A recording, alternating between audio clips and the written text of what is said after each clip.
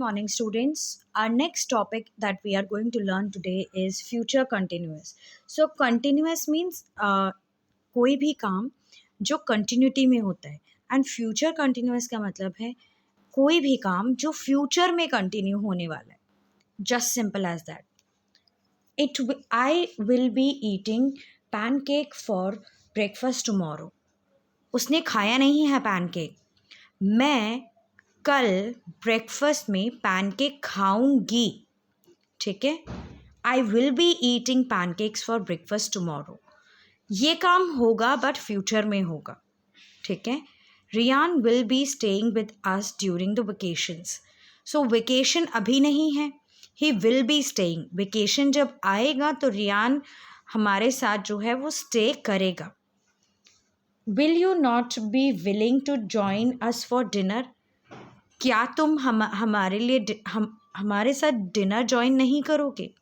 So this is a question. यहाँ पे question पूछा जा रहा है but still he will join for the dinner. ये क्वेश्चनिंग है. वो ज्वाइन करेगा बट कहाँ पे. Somewhere in future. Now from the given examples we can understand that future continuous tense is used to show an action that can be expected to happen later. So future continuous में हमने बताया कोई भी event जो expect किया जाता है that will happen in future, that will be continued in future.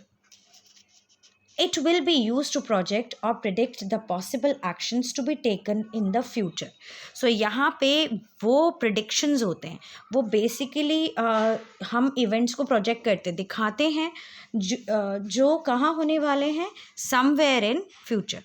Actions to be taken in future. वो होंगे लेकिन future में. It will be used to arrive at a decision by asking a question using the negative form.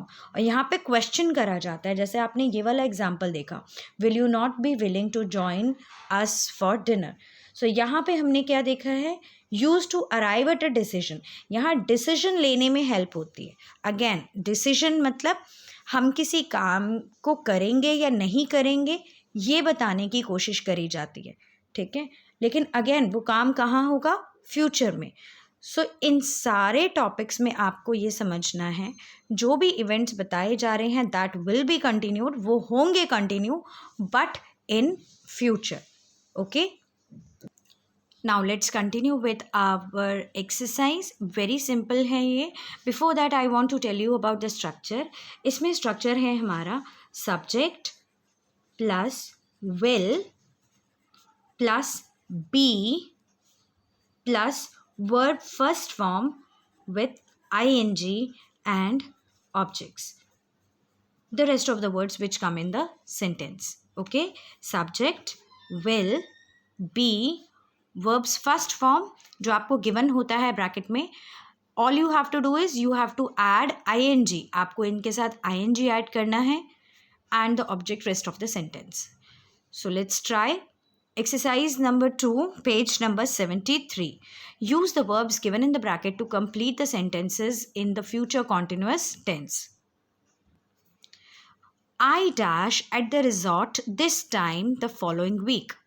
So यहाँ पे कोई person अपने बारे में बता रहा है कि आने वाले हफ्ते में मैं एक रिजॉर्ट में स्टे करूँगा. आपको यहाँ पे स्टे दे रखा है. So I will be staying. What I have done, मैंने will लिखा है, be लिखा है, stay word उठाया and उसके साथ हमने simply I have added ing. So I will be staying at the resort this time the following week. So किसी एक particular resort यानी होटल के बारे में बात हो रही है. आने वाले हफ्ते में मैं उस resort में रहूँगी. I have made the decision. मेरा पक्का डिसीजन है कि मैंने उसी रिजॉर्ट में रहना है. ओके. वो भी कब, आने वाले हफ्ते में. सो ये काम अभी नहीं हुआ, ये होने वाला है. The ship dash in an our.